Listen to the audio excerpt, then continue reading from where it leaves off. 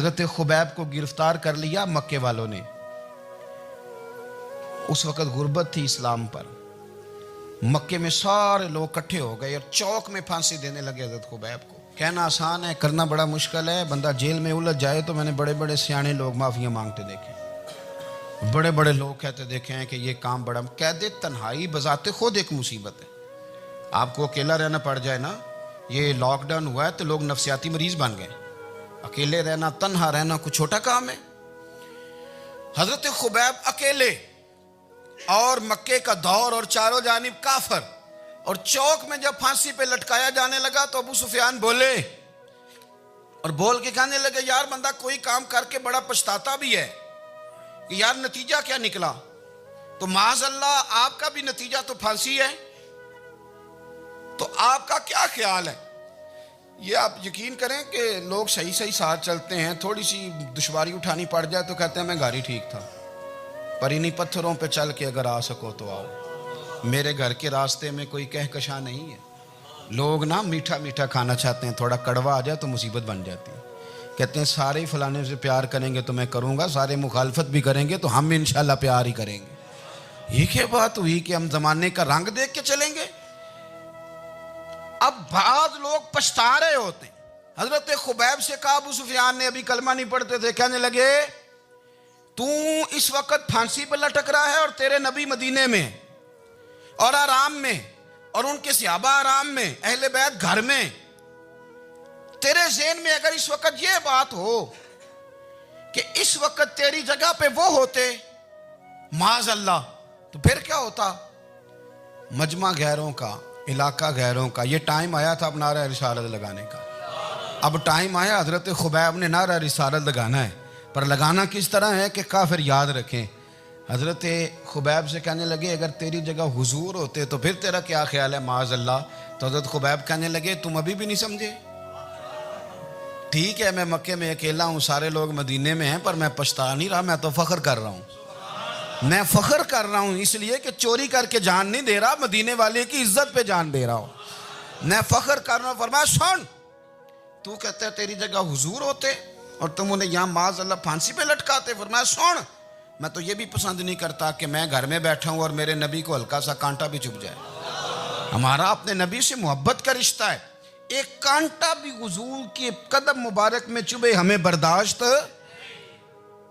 मजमा उनका था, नारे लग रहे थे, हमने मुसलमान पकड़ लिया। लेकिन हजरत खुबैब ने अकेले, अल्लाह करे आपको मेरी बात की समझ आए, अल्लाह करे आपको समझ आए, अकेले जब फांसी के तख्ते के करीब नारा लगाया ना कि मैं तो कांटा भी नहीं चुभने दूंगा अपने नबी को, अब सारे हार गए।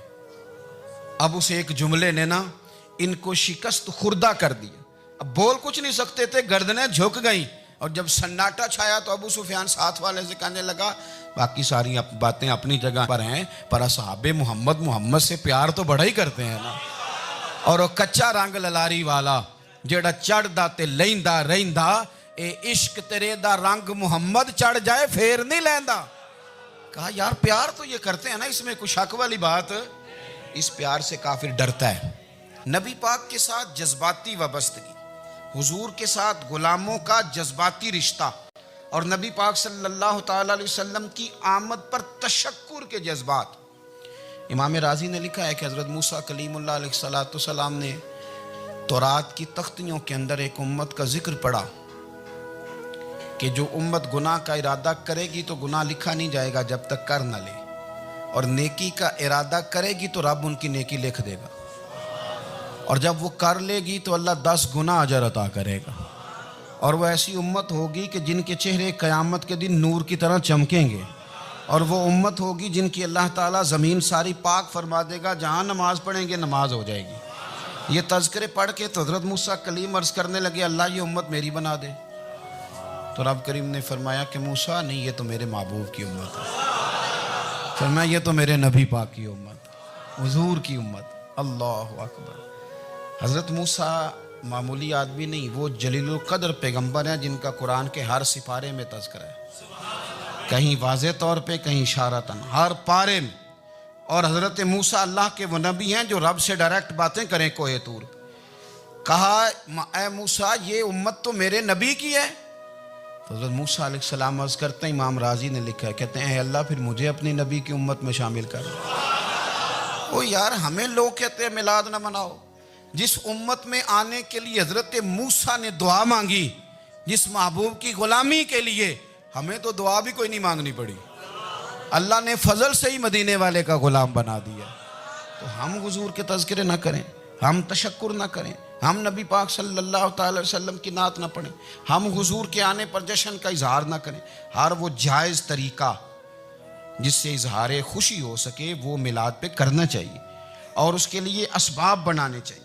उम्मत का एक जज्बाती अंदाज होना चाहिए नबी पाक के साथ, एक वारफ्तगी, एक ज़ौक़, एक तबीयत के अंदर विजदान।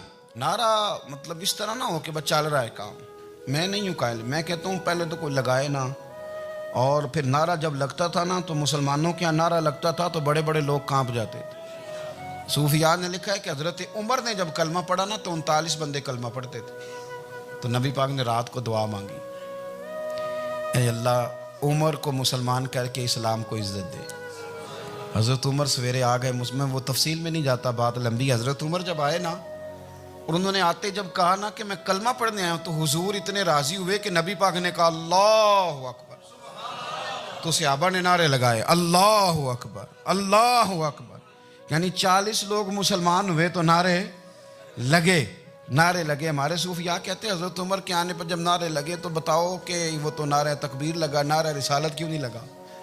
तो कहते हैं गोया हमें हुजूर ने ये समझाया है, हुजूर के इशारों ने समझाया है कि मैं अब अपने नारे खुद तो नहीं ना लगाऊंगा, मैंने तो अल्लाहु अकबर कह दिया, उमर आ गया है, मेरे नारे लगाता रहेगा।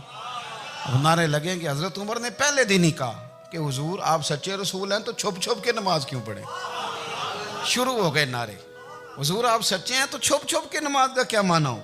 तो हुजूर ने फरमाया तेरा क्या इरादा? अर्ज़ की हुजूर सारे नहीं, एक मैं, एक अमीर हमजा, एक लाइन के आगे वो लग जाए, एक के आगे मैं लग जाऊं, और बाकी मुसलमान जितने हैं कुल 40 थे, पीछे 18 19 बचेंगे, तो एक लाइन में वो हो जाए, एक में आगे, एक में अमीर हमजा हो, एक में मैं हूं, तो देख लेते हैं ये हमें नमाज कैसे नहीं पढ़ने देते।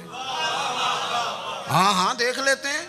आए ना मैदान में, इधर आ सितमगर हुनर आजमाएं, तो तीर आजमा हम जिगर आजमाएं, और गुलामाने मोहम्मद जान देने से नहीं डरते, ये सर कट जाए यहाँ रह जाए कुछ परवाह नहीं करते। फरमाया भी पता चल जाता है ना, एक लाइन में हज़रत अमीर हमजा हो गए, एक में हज़रत उमर हो गए। पहले ये मारते थे जो हरम शरीफ में मुसलमानों के तरीके पे नमाज पढ़ता था, ये जुलूसों की बड़ी बरकत है, अंदर बैठे रहे ना चुप करके, निकल जाएं तो पता कुछ भी नहीं चलता। जब निकलते हैं ना लोग कहते हैं जुलूस क्या माना है, तो मैं बताता हूँ ना जुलूस का माना क्या है। हज़रत उमर ने बाहर निकले 2 लाइनों का जुलूस, लंबा भी कोई नहीं, बंदे भी 40, और जनाब फारूक आजम बाहर निकले तो उमर का नारा, उमर का, हजरत उमर ने यूं करके आस्तीने बाजू की चढ़ा ली और अपने गले में जो उनके रुमाल था ना उसको यूं सीने पे बांधा, और इस हाथ में तलवार थी तो यूं करके बाहर लहराई, कहने लगे ओ मक्के के काफिरो इधर आओ मेरे सामने। जिसने अपनी बीवी बेवा करानी हो, जिसने बच्चे यतीम कराने हो, वो आए मैदान में। मुस्तफ़ा के गुलाम आज सड़कों पे निकल आए मैदान में, हमारे सामने हमारा मुकाबला करे। आए ना मैदान में, हम निकले हैं। अब हम यहाँ काबे में एलानिया नमाज पढ़ेंगे, हम पढ़ेंगे। ताकत है तो आओ ना, हमारा मुकाबला करो, आओ। कुफर बजाते खुद बहुत बड़ा झूठ है, और झूठ के पैर बस 2 बंदे निकले तलवारें लेके आगे।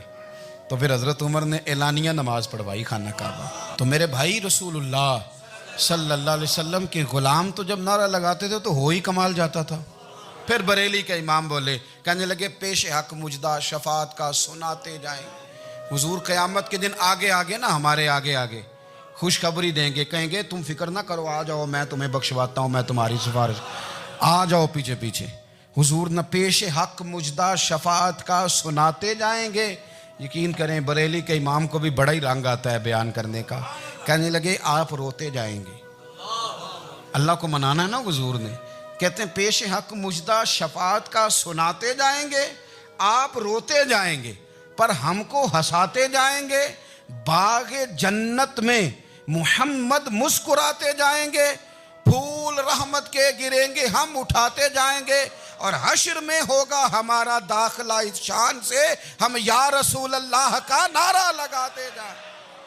हम या रसूल अल्लाह का नारा। इमाम राजी कहते हैं हुजूर ने एक रुक्का पकड़ा छोटा सा, एक बंदे को लोग दोज़ख में लेके जा रहे हैं। अच्छा मुझे एक बात बताओ, फैसला पहले हो गया है, अल्लाह के सामने हुआ है और फैसला हो गया और तय हो गया कि दोज़ख में जाना है। वो करीब पहुंच गए दोज़ख के, तो हुजूर ने देख लिया और बताया किसने? हजरत आदम ने। हजरत आदम कहने लगे हुजूर वो आपके गुलाम को दोज़ख में ले जा रहे हैं। नबी पाक आगे गए, क्या पढ़ते हैं हमारे भाई? हुजूर ने मुझे उनसे छुड़ा के छोड़ दिया। नबी पाक सल्लल्लाहु अलैहि वसल्लम आगे गए, फरमाया इधर आओ, कहाँ लेके जा रहे हो? अल्लाह के सामने फैसला हुआ है ना, फरिश्तों ने किया है ना। फरिश्ते को किसी से बदध्यानती तो नहीं ना करते, फरिश्तों ने जो किया ठीक किया है ना। क्यों लेके जा रहे हो? सोने गुनाह ज्यादा है, नेकियां थोड़ी हैं। फरमाया मेरे सामने तोलो। किसी फरिश्ते ने नहीं कहा कि सोने माज़अल्लाह हमको बेईमान है, हमारी कोई इससे जिद चल साडा को बनना सांझा है नाल। भाई मेरा मतलब है सही तोला है, फैसला है, फरमाया दोबारा तोलो। गोया रब भी फरमाता है जैसे मेरा महबूब कहता है वैसे ही कर। और कोई नहीं, दोबारा तोल लो, कोई हर्ज नहीं, तोलो ना दोबारा। फरिश्ते दोबारा आएंगे, उन्होंने दोबारा तोला, एक पलड़े में नेकियां, एक पलड़े में गुनाह। अब वो गुनाह फिर ज्यादा निकले तो नबी पाक ने ना जेब से इतना सा रुक्का निकाला। रुके का भी कोई वजन होता है, वो हुजूर ने नेकियों के पलड़े में रख दिया, नेकियां बढ़ गई। फरिश्ते भी चुप कर गए, चलो भाई जन्नत में। मेरी तरह का था ना, पता सारा है सरदार ने की थी, पता तो था ना उसे, मन आनम के मन दानम। तो सीधा हुजूर के कदमों से जा लगा, कहने लगा सोने मैं तो सारी जिंदगी गुनाह करता रहा, ये कौन सी नेकी है? तो हुजूर फरमाने लगे चुप कर, जन्नत का दरवाजा खोल गया, तू जा जन्नत में। हुजूर रुके में क्या है? फरमाया तूने एक दिन दरूदो सलाम नहीं पढ़ा था, और मैंने तेरा संभाल के रखा हुआ तेरा दरूद शरीफ, वो नारे रिसालत नहीं तूने लगाए थे, वो तो खोल के मेरे तज़किरे मैंने तेरा संभाल लिया। दोज़ख में मैं तो क्या, मेरा साया ना जाए, क्योंकि रसूल पाक से देखा ना जाए, मेरे रसूल पाक। सर और मेरी बात सुनो, मैं भी आपको खाना नहीं खिलाता, लंगर मेरे संगी खिलाते हैं, मेरे दोस्त आपको खाना पेश करते हैं। हर जगह आप जाते हैं तो वहाँ कुछ लोगों की ड्यूटी होती है, लेकिन तिरमिज़ी शरीफ सियासिता की हदीस है। हज़रत अनस ने पूछा था हुजूर क़यामत में कहाँ मिलेंगे? फरमाया हौज़े कौसर पे। हुजूर वहाँ अनस पानी पिलाएंगे कि बिलाल पिलाएंगे कि सुहेब पिलाएंगे? फरमाया नहीं, उम्मत प्यासी आएगी तो मैं अपने दस्ते मुबारक से पानी पिलाऊं। हुजूर वहाँ ना मिले तो फरमाया पुल सिरात पे आना, उम्मत गुजरेगी तो मैं रब्बे सल्लीम की दुआएं करूँगा। तो आला हज़रत फरमाते हैं जब हुजूर दुआ कर रहे हैं तो डरने की ज़रूरत क्या है? खुदा की रज़ा चाहते हैं दो आलम, खुदा चाहता है रज़ाए मोहम्मद, रज़ा अब पुल से वज्द करते गुजरी कि है रब्बे सल्लीम दुआए मोहम्मद सल्लल्लाहु। तो हुजूर वहाँ मुलाकात ना हुई तो फिर इस हदीस को भी ये हदीस मजबूत कर देगी। हुजूर फरमाने लगे फिर मिज़ान अमल पे आ जाना, उम्मत के अमल तोल रहे होंगे और मैं कामयाबी की दुआएं मांग रहा हूँगा। तो जिसके लिए हुजूर दुआ मांगेंगे नाकाम होगा, नाकाम होगा। अपने बच्चों को हुजूर की मोहब्बत सिखाएं, नबी पाक सल्लल्लाहु अलैहि वसल्लम की ग़ुलामी करें। आपका रिश्ता नबी पाक के साथ मजबूत होना चाहिए, आपके ताल्लुकात हुजूर के साथ मजबूत होने चाहिए। और आपने दाएं बाएं नहीं देखना कि प्रोपेगेंडा क्या है, लोग क्या कह रहे हैं। लोगों को देख के जो लोग रास्ता बनाते हैं वो पीछे रह जाते हैं। आपने ये देखना है कि मेरा हुजूर से निस्बत का ताल्लुक मजबूत है, कोई किधर जा रहा है इससे हमें कोई ताल्लुक। इस वक्त आलमी हालात क्या हैं, कौमी हालात क्या हैं, मुआशी हालात क्या हैं, जर्नलिस्ट क्या कह रहे हैं फलाने के, हमें इससे गरज नहीं है। हमें तो इतना पता है कि हमने अपने नबी को राज़ी करना है। तो इसलिए खूबसूरत महाफिल का जिक्र करें, खूबसूरत दुरूद शरीफ पढ़ें।